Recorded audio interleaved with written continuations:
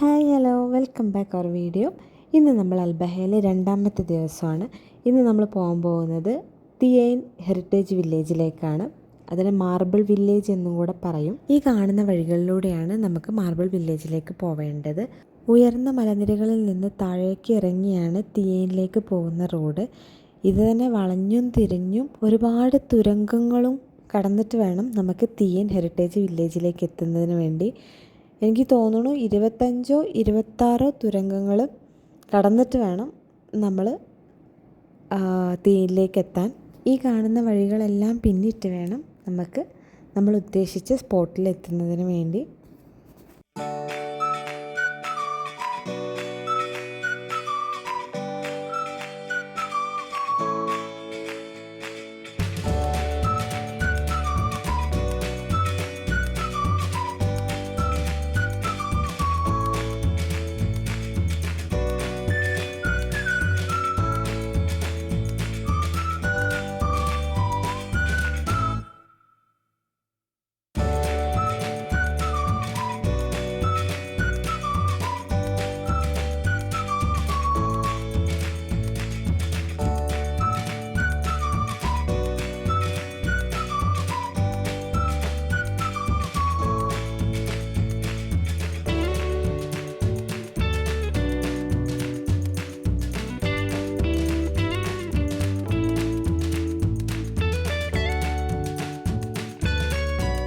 ഒരുപാട് സമയത്തെ യാത്രയ്ക്ക് ശേഷം ഞങ്ങളങ്ങനെ ഉദ്ദേശിച്ച സ്ഥലത്തേക്ക് എത്തിയിട്ടുണ്ട്. ഇതാണ് നമ്മളിപ്പോൾ കാണാൻ പോകുന്ന മാർബിൾ വില്ലേജ്. 400 കൊല്ലം പഴക്കമുള്ള ഒരു ഗ്രാമമാണിത്. ഈ വില്ലേജിനെ കുറിച്ച് പറയുവാണെങ്കിൽ ഞാൻ നേരത്തെ പറഞ്ഞതുപോലെ തന്നെ 400 കൊല്ലം പഴക്കമുള്ളൊരു ഗ്രാമമാണിത്. ഈ ഗ്രാമത്തിൽ ബിൽഡിങ്ങുകൾ ഉണ്ടാക്കിയിട്ടുള്ളത് മാർബിൾ വെച്ചിട്ടാണ്. പോളിഷ് ചെയ്തിട്ടില്ല എന്ന് മാത്രം. പക്ഷേ ഓരോ വീടുകളും മാർബിൾ വെച്ചിട്ടാണ് പണിതിട്ടുള്ളത്. അതുപോലെ തന്നെ ഈ ഒരു ഗ്രാമം നിൽക്കുന്നത് ഒരു മലയുടെ മുകളിലാണ്. ആ മല കംപ്ലീറ്റ് ആ ഗ്രാമത്തിലെ വീടുകളാണ്. അവർക്ക് ആവശ്യമായിട്ടുള്ള ഫുഡ് ഐറ്റംസ് അവർ ഈ താഴ്വരയിലാണ് കൃഷി ചെയ്തിരുന്നത്. മലയുടെ താഴ്വരയിലായിട്ട് ഒരു അരുവിയും ഒഴുകുന്നുണ്ട്. ബെസ്റ്റ് ട്രഡീഷണൽ വില്ലേജായിട്ട് അല്ലൈൻ വില്ലേജിനെ യുനെസ്കോ രേഖപ്പെടുത്തിയിട്ടുണ്ട്.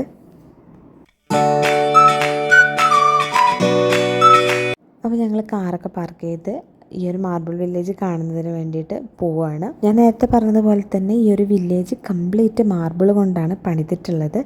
പകുതി തകർന്ന കെട്ടിടങ്ങളുടെ ഭാഗങ്ങൾ അതേ തനിമയോടുകൂടി വീണ്ടും പണിതതാണ്.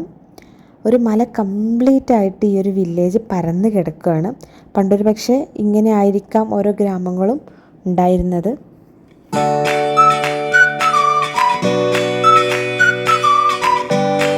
ഈ ഒരു വഴിയിലൂടെയാണ് ഗ്രാമത്തിനുള്ളിലേക്ക് കടക്കുന്നത്.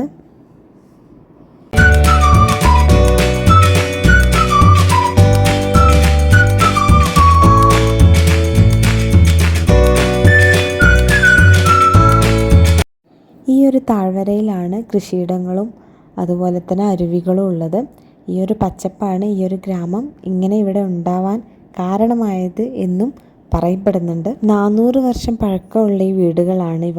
ഇതിലൊരു നിലയിൽ തന്നെ 4-5 നിലകളുള്ള വീടുകളും ഉണ്ട്.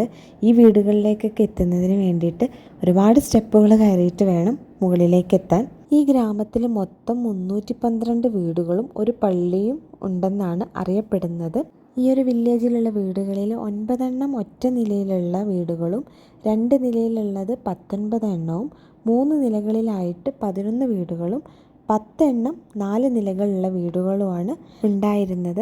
അതോടൊപ്പം തന്നെ താഴെയുള്ള നിലകളിൽ, അതായത് എല്ലാ വീടുകളുടെയും താഴെ നിലയിൽ ഒരു ഭാഗം ആടുകളെ സംരക്ഷിക്കുന്നതിന് വേണ്ടിയിട്ടും മറ്റൊരു ഭാഗം ഗസ്റ്റും മറ്റും വരുന്ന സമയത്ത് അവർക്ക് താമസിക്കാനുള്ള ഒരു ഏരിയകളായിട്ടും മജ്‌ലിസും മറ്റുമായിട്ടാണ് ഉപയോഗിച്ചിരുന്നത്. അതുപോലെ ഈ ഗ്രാമവാസികൾ താമസിക്കാനും ഉറങ്ങാനും മറ്റുമൊക്കെ ആയിട്ട് ഉപയോഗിച്ചിരുന്നത് മേലെ നിലകളിലെ റൂമുകളാണെന്നാണ് പറയപ്പെടുന്നത്. ഈ വീടുകളിലൊക്കെ മച്ചുകളിലെ വലിയ വലിയ മരക്കഷ്ണങ്ങളും ഈത്തപ്പനത്തണ്ടും കൊണ്ടാണ് ഉണ്ടാക്കിയിട്ടുള്ളത്. ഇന്നലെ നമ്മൾ കണ്ട പാലസിലും ഏകദേശം ഇതുപോലൊക്കെ തന്നെ ആയിരുന്നു. ഈ വീടുകളുടെ ചുമരുകൾ നിർമ്മിച്ചിട്ടുള്ളതും കല്ലുകൾ ഒരു പ്രത്യേക രീതിയിൽ അടുക്കി വെച്ചിട്ടാണ്. ചാന്തോ സിമൻറ്റോ ഒന്നും ഉപയോഗിക്കാതെ ഒരു പ്രത്യേക രീതിയിലാണ് ഇത് നിർമ്മിച്ചിട്ടുള്ളത്. അതുപോലെ തന്നെ ഓരോ വീടുകളും പുറമേ നോക്കുന്ന സമയത്ത് ഒരുപോലെയാണ് നമുക്ക് തോന്നുന്നത്. അവിടെ ആകെയുള്ളൊരു വ്യത്യാസം തോന്നുന്നത് വലുപ്പത്തിലാണ്, വീടുകളുടെ വലുപ്പങ്ങളിലാണ് വ്യത്യാസം നമുക്ക് ഫീൽ ചെയ്യുന്നത്. ബാക്കി പുറമേ നിന്ന് നോക്കുന്ന സമയത്ത് എല്ലാം ഒരുപോലെയുള്ളൊരു വീടുകൾ, അതും വീടുകളാണെന്ന് നമുക്ക് തോന്നില്ല, ഒരു കോട്ട പോലെയാണ് ഫീൽ ചെയ്യുന്നത്. പക്ഷേ ഇതെല്ലാം ഓരോ സെപ്പറേറ്റ് വീടുകളായിരുന്നു. 400 വർഷക്കാലം ഒരു ജനസമൂഹം മുഴുവനും വസിച്ചിരുന്ന ഒരു സ്ഥലത്താണ് നമ്മൾ നിൽക്കുന്നത് എന്നുള്ളത് നമ്മൾ ഓർക്കണം. ഒരുപാട് മനുഷ്യർ ഒത്തുകൂടി ജീവിച്ച ഒരുപാട് വീടുകളാണ് ഈ കാണുന്നത്. ഈ ഒരു മാർബിൾ വില്ലേജ് നമ്മൾ നടന്ന് കാണാൻ നിൽക്കുകയാണെങ്കിൽ ഒരുപാട് കാണാനുണ്ട്. സ്റ്റെപ്പുകളായിട്ട് കയറി മേലേക്ക് ഇങ്ങനെ പോകാനുണ്ട്. നമ്മൾ എല്ലാ ബിൽഡിങ്ങുകളും ഒരുപോലെയാണ്, റൂമുകളായാലും എല്ലാം ഏകദേശം ഒരുപോലെയാണ് പണിത് വെച്ചിട്ടുള്ളത്. അതുകൊണ്ട് തന്നെ 1-2 റൂമുകളും വീടുകളും കണ്ടിട്ട് നമ്മൾ ഇറങ്ങി. അപ്പോൾ നമ്മൾ മാർബിൾ വില്ലേജിൻ്റെ ഭാഗം ഇവിടെ അവസാനിക്കുകയാണ്. അപ്പോൾ നമ്മൾ തിയേൻ ഹെറിറ്റേജ് വില്ലേജിൽ നിന്ന് നേരെ പോകുന്നത് ഒരു പാർക്കിലേക്കാണ്. അൽബഹയിലെ വലിയൊരു പാർക്കിലേക്കാണ് പോകുന്നത്. അവിടേക്ക് എത്തണമെങ്കിൽ നമ്മൾ വന്ന വഴിയിൽ കൂടെ തന്നെ വേണം പോകാൻ, ഏറ്റവും മേലെ എത്തണം. അപ്പോൾ നമ്മൾ വന്നിട്ടുള്ളത് ഈ ഒരു പാർക്കിലേക്കാണ്. പാർക്കിൻ്റെ പേര് ഞാൻ മറന്നുപോയി. വലിയൊരു പാർക്കാണ്. വലുതെന്ന് പറഞ്ഞാൽ ഒരുപാടുണ്ട്. ഞങ്ങൾ ഈ പാർക്കിൻ്റെ ഒരു ഭാഗം മാത്രമേ കവർ ചെയ്തിട്ടുള്ളൂ. ഇതിങ്ങനെ പരന്ന് കിടക്കുന്നൊരു പാർക്കാണ്. ഒരു മലയിൽ നിന്നൊരു മലയിലേക്കൊക്കെ ഇങ്ങനെ പരന്ന് കിടക്കുന്നൊരു വലിയൊരു പാർക്കാണ്. പേര് വിട്ടുപോയതാണ്. അപ്പോൾ നമ്മൾ ആദ്യം തന്നെ പോകുന്നത് കിഡ്സിൻ്റെ പ്ലേ ഏരിയയിലേക്കാണ്. ഇന്നലെ വൈകുന്നേരം ഞങ്ങളിത് കാണാൻ വേണ്ടിയിട്ട് ചുമ്മാ ഒന്ന് വന്നിരുന്നു. പക്ഷെ ഭയങ്കര തണുപ്പായിരുന്നു. അതുകൊണ്ട് തന്നെ നമ്മൾ പെട്ടെന്ന് തിരിച്ചു പോവേണ്ടായത്. അപ്പോൾ ഇന്ന് നമ്മളൊന്നും കൂടെ ആ പാർക്കിലേക്ക് വന്നതാണ്. കുട്ടികളെ പാർക്കിലേക്കൊന്ന് കയറ്റി, പാർക്കിലല്ല അവിടുത്തെ റൈഡുകളിലൊക്കെ ഒന്ന് കയറ്റി, പിന്നെ നമ്മൾ 1-2 റൈഡുകളിലൊക്കെ കയറി തിരിച്ച് പോരാണ്ടായത്. അപ്പോൾ നമുക്ക് ആ കാഴ്ചകളൊക്കെ കണ്ടിട്ട് വരാം.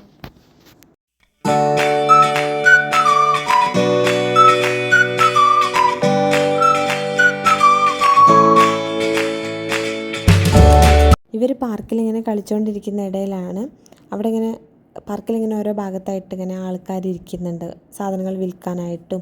അതുപോലെ ഇതുപോലെ ഇങ്ങനെ മുഖത്ത് പെയിൻറ്റ് ചെയ്യുന്ന ആളുകളുണ്ട്. നമ്മൾ കാണിച്ചു കൊടുക്കുന്ന പിക്ചർ, അവരെ കയ്യിൽ കുറച്ച് പിക്ചേഴ്സ് ഉണ്ടാവും. അതിൽ നമ്മൾ കാണിച്ചു കൊടുക്കുന്ന പിക്ചേഴ്സ് അവർ വരച്ചു തരും.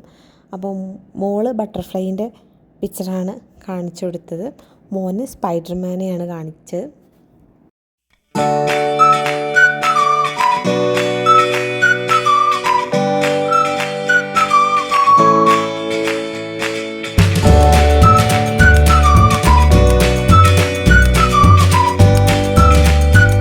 ഇതെന്ത് പെയിൻ്റാണെന്നൊന്നും അറിയില്ല. എന്തോ ഒരു പെയിൻറ്റ് വെള്ളത്തിലിങ്ങനെ മുക്കിയതിന് ശേഷമാണ് അവരിങ്ങനെ മുഖത്ത് വരയ്ക്കുന്നത്.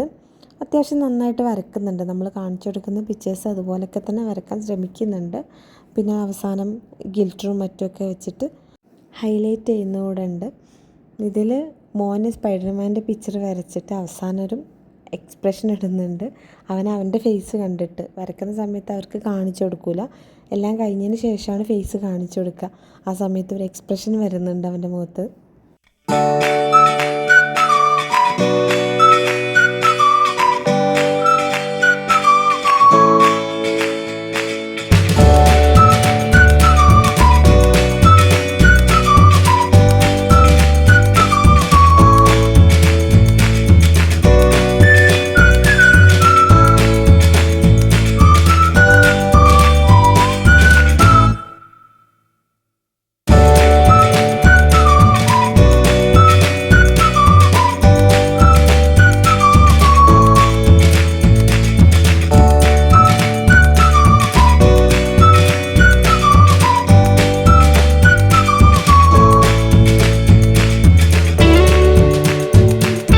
പെയിൻ്റ് അടിക്കലൊക്കെ കഴിഞ്ഞിട്ട് മക്കൾ അവസാന കോലം ഇതാണ്. സ്പൈഡർമാൻ്റെ പോസൊക്കെ ചെയ്യുന്നുണ്ട്. മോള് ബട്ടർഫ്ലൈൻ്റെ പോസും ചെയ്യുന്നുണ്ട്. നമ്മൾ 1-2 റൈഡുകൾ ട്രൈ ചെയ്തു എന്ന് പറഞ്ഞില്ലേ, അതിലൊരു റൈഡാണിത്.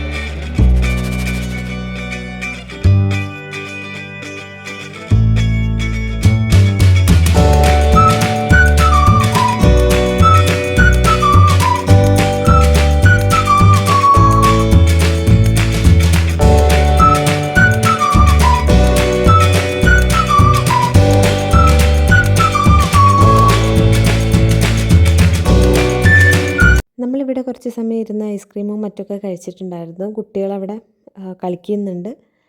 അങ്ങനെ പാർക്കിൽ കുറച്ച് സമയം സ്പെൻഡ് ചെയ്തതിന് ശേഷം ഞങ്ങൾ പിന്നെ ഒലീവ്സിൻ്റെ ഫാം കാണാൻ വേണ്ടിയിട്ട് പോയി.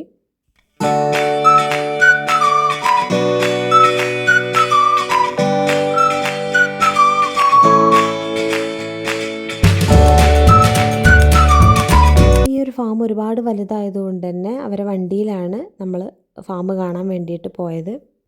വലിയ വലിയ ഒലീവൊന്നും നമുക്ക് കാണാൻ വേണ്ടിയിട്ട് പറ്റിയിട്ടില്ല. കുഞ്ഞു കുഞ്ഞു ഒലീവ്സാണ്, ഇങ്ങനെ പൂവിട്ട് ഇങ്ങനെ വലുതായി തുടങ്ങുന്ന ഒലീവ്സാണ് നമുക്ക് കാണാൻ വേണ്ടി പറ്റിയിട്ടുള്ളത്. ഒരുപാട് മരങ്ങളുണ്ടായിരുന്നു. ഈ പോകുന്ന വഴിയിൽ ഇടയ്ക്കിടയ്ക്ക് ഇതുപോലെ ഗാർഡനും സെറ്റ് ചെയ്ത് വെച്ചിട്ടുണ്ട് അവർ.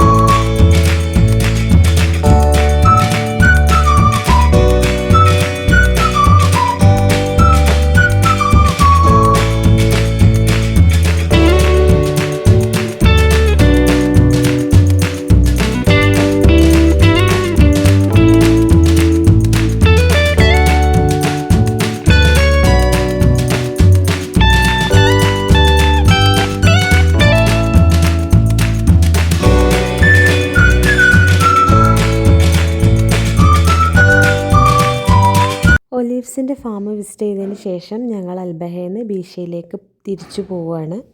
ആരോഗ്യം ഇച്ചിരി മോശമായതുകൊണ്ട് തന്നെ അൽബഹയിൽ ഒരുപാട് സ്ഥലങ്ങളൊന്നും ഞങ്ങൾ പോയി കണ്ടിട്ടില്ല. കുറച്ച് ഭാഗങ്ങളും കുറച്ച് സ്ഥലങ്ങളും കണ്ടതിന് ശേഷം പിറ്റേ ദിവസം തിരിച്ച് ബീഷയിലേക്ക് തന്നെ തിരിച്ചു പോയി.